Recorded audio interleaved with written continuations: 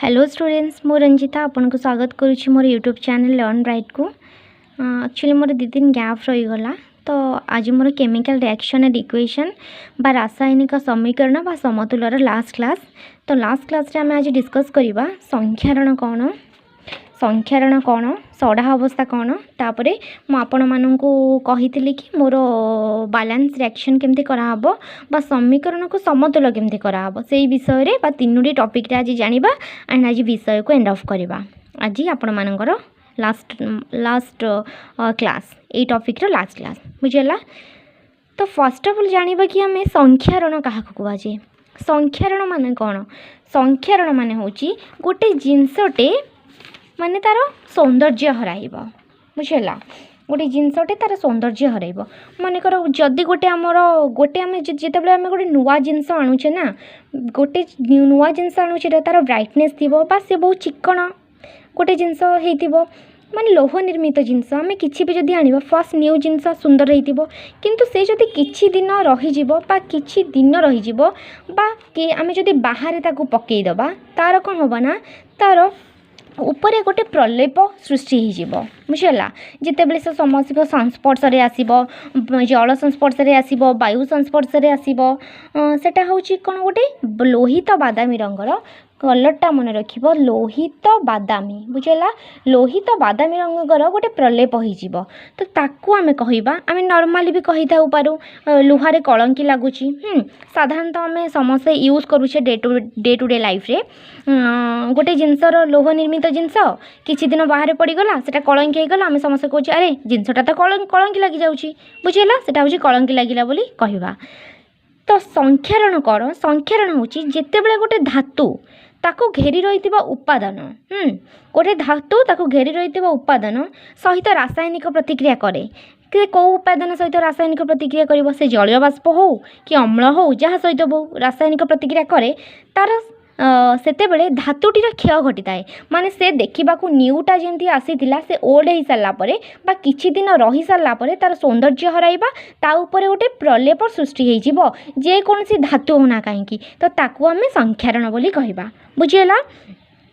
आमे कहि परिबा कि डेफिनेशन कहबाकू गले जेतेबेले एक धातु ताको घेरी रही उपादान सहित रासायनिक प्रतिक्रिया करे सेतेबेले धातुटीर धीरे धीरे क्षय घटी थाए तो ताको आमे कौन कहबा ताको आमे संख्यारण बोली कहबा बुझेला। तो मन रखिथिबो सिल्वर उपरे आमर सिल्वर उपरे जेमती कि आमर गोटे ब्लैक कलर गोटे कला कला आस्तरणटे घेरी रोची तो मन रखिबो कि सिल्वर उपरे आमर को आस्तरण कला आस्तरण आउ कौन कपर उपरे गोटे सबुज आस्तरण सेटा हूँ संख्यारण गोटे उदाहरण ये दुटा एग्जाम्पल को मन रखिबो बुझेला। तापर आम जानिबा सढ़ा अवस्था कौन? सढ़ा अवस्था माने कौन? सढ़ारू ही तुम जानीपारुथिबो तार अवस्था कौन माने गोटे जिनसटे पची गले बा तार नष्ट हो गले से सब तार स्मेलटा अलग प्रकार आसिले तार गंध बास्ना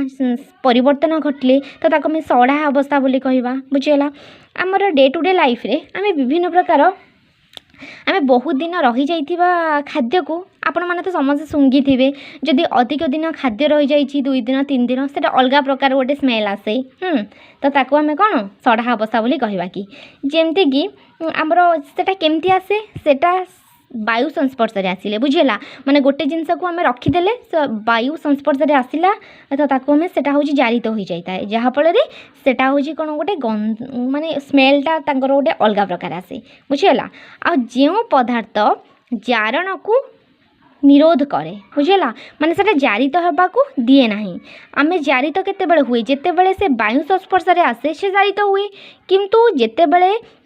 गोटे धातु हो बा गोटे पदार्थ हो सॉरी गोटे पदार्थ जेतेबेले जारण को निरोध करे तो ताको आमे प्रतिजारक कहा जाए बुझेला। आम खाद्य सामग्री रे जदि आम साधारणतः प्रतिजारक को मिसाई सेगुड़िक बहुत दिन पर्यंत संरक्षण करा जाई परिबो। प्रतिजारक हूँ गोटे एंटीऑक्सीडेंट तो ताकू जदि आम खाद्य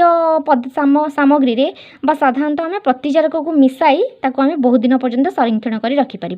से तो आम जो वायुरोधी पात्र बा जो एयरटाइट कंटेनर अच्छी तो से ही खाद्य पदार्थ गुड़िक जारण प्रक्रिया मंथर हुए जारण हुए जारण हुएनी माने जारण हेले माने तुम जानिबो कि खाद्यटा वायु संस्पर्श रे आसुची जहा फल गोटे रहणिया बा गंधणी माने गंध बा गोटे आसीबो बुझिला तो सेइथि पई सड़ा अवस्था सृष्टि हुए माने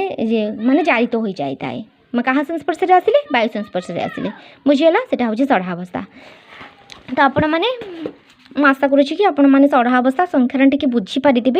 तो मु संख्यारण सड़ा अवस्था मुझे नोट प्रोवाइड करनी आपण मैंने चाहिए बुक को फॉलो करेंगे एंड इजी अच्छी आपण मैंने भलसे बुझीपारे एंड डायरेक्टली बुक को फॉलो कर बेटर बोली भाविकी मु ओवरअली आपण मानक बुझेदेली तो सरीगला आ गोटे कनसेप्ट रहा कौनटा रहा कि आम केमी रिएक्शन को बैलेंस करवा समीकरण को समतुल करवा आपण मैंने देखंतु आयरन सहित वाटर आड अच्छी तापर Fe2O4 आसी प्लस हाइड्रोजन तो आमे माने देखिबा कि एथिरे आमे समीकरण को समतुल किपरि करवा बुझला तो देखंतु आमर एठी आयरन दुईटा अच्छी एठी आयरन गोटे अच्छी एटी ऑक्सीजन चार्टा अच्छी एटी ऑक्सीजन गोटे अच्छी एटी हाइड्रोजन दीटा अच्छी एटी हाइड्रोजन दीटा अच्छी आमे चाहिबा सबतक समान करबा को एपटे एटा को आमे कोन कहबा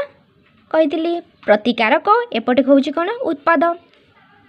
तो प्रतिकारक पार्श्व रे उत्पादक पार्श्व को आमे जेते बेले इक्वल इक्वल करि देबा तो सेते बेले हम समीकरण टी समतुल होई जिवो तो एठी ऑक्सीजन आमर चारोटी अच्छी एठी ऑक्सीजन गोटी अच्छी तो आमे चाहिए कि ऑक्सीजन को चार्टा करदबा ऑक्सीजन को 4 करने को हेले मुझे 4 गुणिबी जदि मुझे 4 गुणुची ऑक्सीजन तो 4टा होगला एपटी ऑक्सीजन 4टा होगला ठीक है ऑक्सीजन काम पलैला किंतु एटी कौन है हाइड्रोजन 4 दूने 8 हाइड्रोजन एटी 8टा होगला एपटे हाइड्रोजन केते अच्छी 2टा तो आमको हाइड्रोजन 8टा करने को हम 8टा करने को हेले मुझे गोटे 4 गुणिया को पड़ो तो हाइड्रोजन काम होगला हाइड्रोजन 8टा एपटे हाइड्रोजन 8टा ऑक्सीजन 4टा ऑक्सीजन 4टा आउ एठी कोन आयरन एठी गोटे हो जाइए एठी 2टा तो एठी आमे गोटे को 2 गुणी दबा तो एठी होगला समतुल सब प्रकार जिनस होगला आयरन 2टा आउ हाइड्रोजन 8टा एपटे हाइड्रोजन 8टा ऑक्सीजन 4टा एपटे ऑक्सीजन 4टा बुझेला एटा होची समीकरण समतुल मु मात्र 5टी इक्वेशन नेकिना समीकरण नेकिना मु आपण मानको बुझेइची आपण माने चाहिए अलगा सोर्स रु किछि फॉलो करि परिबे नहले अलगा किछि गाइड फाइट रु देखिना प्रैक्टिस कला आपण मानकर क्लियर हो जिवो बुझेला तो सेकंड इक्वेशन को आसो हाइड्रोजन सहित ऑक्सीजन आड हेची वाटर बाहरीची तो प्रतिकारक पार्श्व रे आमर एपटे ऑक्सीजन 2टा अच्छी टी ऑक्सीजन गोटे अच्छी ये हाइड्रोजन ठीक अच्छी बट ये ऑक्सीजन 2टा अच्छी गोटे अच्छी तो मुझे चाहिए कि ये ऑक्सीजन ने 2 गुणिया को मुझे ये 2 गुणुची ऑक्सीजन 2टा होगला एपटे ऑक्सीजन 2टा होगला किंतु ये हाइड्रोजन आमर 4टा होगला ये हाइड्रोजन केतेटा अच्छी 2टा अच्छी तो 2टा जगह मुझे 2 गुण देली तो होगला 4टा बुझीगला इक्वेशन नंबर 2 सरीगला देन हूँ सिल्वर ब्रोमाइड बा AgBr अच्छी हूँ Ag plus Br2 eighty Br हूँ गोटे अच्छी एटी Br 2टा अच्छी तो मुझे चाहिए कि Br को 2टा करने को ये ब्रोमीन को मुझे 2टा करदेवी तो ये 2 गुणिबी तो ये होगला 2टा ब्रोमीन 2टा सिल्वर तो ये 2टा जब सिल्वर होगला एपटे तो मोर गोटे सिल्वर अच्छी तो से मुझे चाहिए कि ये 2 गोटे गुण देवी होगला ये 2टा सिल्वर एपटे 2टा सिल्वर ये 2टा ब्रोमीन ये भी 2टा ब्रोमीन बुझल तो देन आसवा 4 नंबर को देखो MnO2 प्लस HCl प्रोड्यूस हम MnCl2 plus water plus Cl2 ये आपण मैंने देखिपारे ये देखो ये तो मांगानीज ये गोटे अच्छी ऑक्सीजन एपटे 2टा अच्छी बुझे ये ऑक्सीजन 2टा अच्छी बट ये ऑक्सीजन गोटे अच्छी मुझे कौन कली ना मो ऑक्सीजन को 2टा करने को गोटे 2 गुण देली ये मोर ऑक्सीजन 2टा होगला ये ऑक्सीजन 2टा होगला बुझीगला ऑक्सीजन काम पर होगला किंतु ये हाइड्रोजन होगला 4टा ये मोर हाइड्रोजन अच्छी गोटे तो ये 4 गुण देली हाइड्रोजन काम होगला ये हाइड्रोजन 4टा ये भी हाइड्रोजन 4टा बट ये क्लोरीन ये 4टा होगला ये भी 4टा अच्छी ये क्लोरीन 2टा ये क्लोरीन 2टा होगला 4टा तो माने ठीक होगला देखंतु Mn गोटे ऑक्सीजन ये 2टा ये ऑक्सीजन 2टा ये हाइड्रोजन 4टा ये भी 2 दूने 4 हाइड्रोजन 4टा तापरे क्लोरीन ये 4टा ये भी Cl2 क्लोरीन 4टा तो 4 होगला लास्ट इक्वेशन आपण मानक पई एटा होमवर्क रहिला तो आपण माने एठी निजे ट्राई करिकिना आपण माने इक्वेशन टी को सॉल्व करि परिबे बा समतुल्य करि परिबे। तो मैं आशा करूची आपण माने क्लियर हे जाइथिबे समीकरण समतुल्य। बट ए इक्वेशन एटा को आपण मानकर होमवर्क रहिला आपण माने मते कमेंट माध्यम रे कि आपण माने जणी देबे एटा इक्वेशन ता सॉल्व होला कि नाही। जदी नेहला नेक्स्ट क्लास रे आपण मानको डिस्कस करिबे। आउ आपण माने भी चाहिए अन्य सब सोर्स रो आपण माने प्रैक्टिस करंतु बेटर हबो। Okay thank you so much my dear students thank you.